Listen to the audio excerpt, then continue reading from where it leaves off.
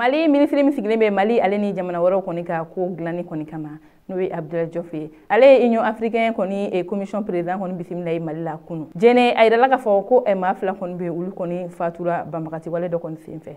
Mɛnaga ko yen kalanyɔrɔ kɔni ye subahana mansi kuraw kɔni sɔrɔ u ka kalanyɔrɔ kɔni na. An balimaw aw bisimila ye an ka don kibaru kɛnɛ kan. An bɛna an da don ni kibaru kɔnɔna k'olu ɲɛfɔ aw ye. Kibaru fɔlɔ o bɛ tali kɛ min ye Mali kɔni ministre des affaires étrangères ni ale ye Abdoulaye Diop ye. Ko kunu min kun ye tɛnɛndo ye janvier kalo tile 30 ko ale kɔni ye min ye président de la commission de l'union africaine ni ale yɛrɛ tɔgɔ ye Musa Faki Mahamed ale y'o bisimila ye Mali la o bisimila kɔni kɔnɔna la ko olu kɔni ye kumaɲɔgɔnya caman kɔni kɛ wa o kumaɲɔgɔnya caman bolila Mali yɛrɛ ka transition kɔni kan n'o ye camancɛ fanga min b'a kunna o kɛtogoya baara minnu tɛmɛna ani baara minnu bɛ sira la ka ɲa olu kɔni ɲɛfɔra nin kɔni ma kofɔlen ye Abdoulaye Diop kɔni fɛ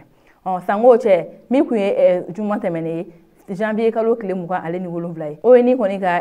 ɲɔgɔnyeba dɔ kɛra n'o o kɔni ɲɔgɔnye kɔni bɛ ka boli Mali kɔni ka lakana kɔni kan ayiwa o ɲɔgɔnye kɔni kɛnɛ kan a yirala k'a fɔ Abdoulaye Diop ale yɛrɛ kɔni kun b'o kɛnɛ kan maa kelen fana kɔni kun bɛ ale fana kumara Mali tɔgɔyara ka yira k'a fɔ ko ale ye société civile maa ye ko o maa wɛrɛ ko o kɔni tɛ maa gansan wɛrɛ k'o ye Amina Diko ye ale y'a yira k'a fɔ ko ale kɔni bɛ ka kuma société civile de kɔni tɔgɔ la a ka kuma kɔnɔna la a y'a yira k'a fɔ ko min ye Mali kɔni finitigiw ye k'a bɛ ka yira k'a fɔ ko u bɛ ka sebagaya caman kɔni sɔrɔ majugu kɔni kan ko kuma ninnu tɛ tiɲɛ ko an bɛ wagati min na ko bi ko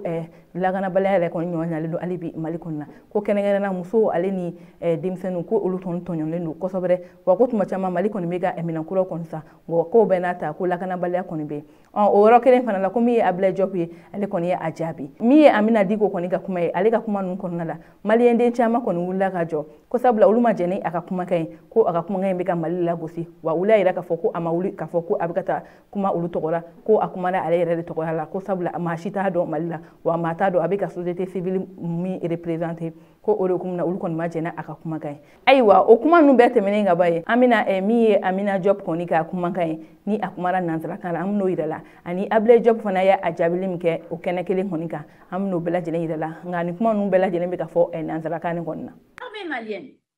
a multiplié ses opérations militaires pour lutter contre les terroristes. En revanche,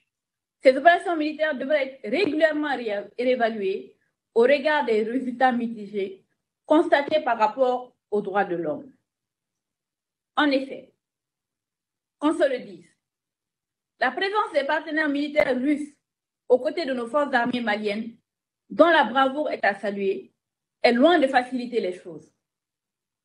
Ces acteurs sont impliqués dans la commission des violations graves des droits de l'homme et du droit international humanitaire. Ces violations ont été documentées par des organisations de la société civile du Mali. C'est avec une grande surprise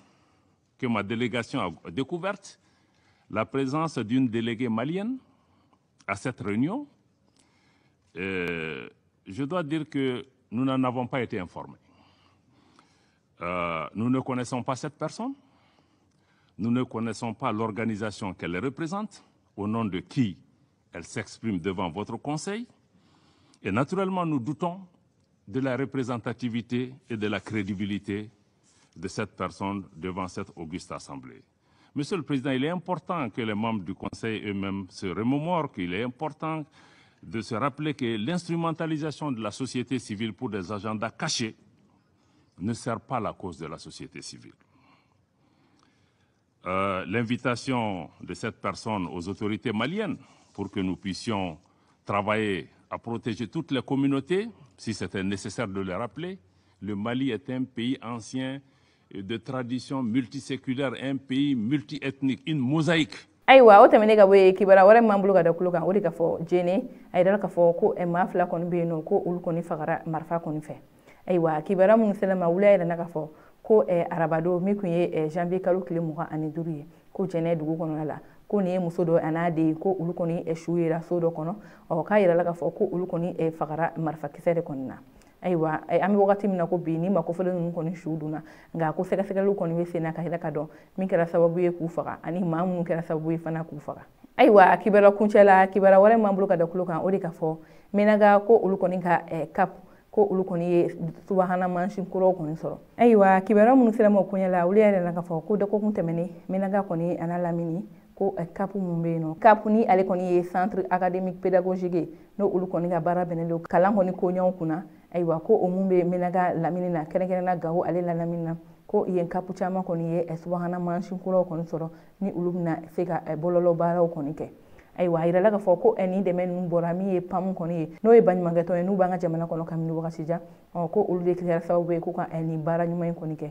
ayiwa ko nin kɛnɛ kan maa min yɛrɛ tun bɛ o ye Gawo gouverneur ale yɛrɛ tun bɛ nin kɛnɛ in kɔni kan ani Gawo lamini na maa fɛn fɛn bɛ yen nɔ ni dan bɛ kalanko kɔni na k'u bɛɛ lajɛlen kɔni tun bɛ nin kɛnɛ in kɔni kan wa min ye Minaga ale la lamini ye o CAP mɔgɔw y'a yira k'a fɔ ko olu kɔni nisɔndiyalen don kosɛbɛ ko sabula nin ye waleya min bɛ jamana kɔni nata ɲa ko n'i ye baara fɛn fɛn kɛ ka don kalan kɔni kadiri fɛ ko o ye ko ye ko min kan ka kɛ kɔntan ko ye wa ko min kan ka kɛ ɲɛnajɛ ko ye ko u bɛ ni foli kɔni kɛ ka ɲɛsin ni baɲumankɛtɔn maaw kɔni ma ayiwa an balimaw ni ne kɔni tun ye an ka bi don kibaru ye ka da aw tulo kan aw ni ce aw ka kumajɔ la aw k'an bɛn an ka don kibaru wɛrɛ kɔni kɛnɛ kan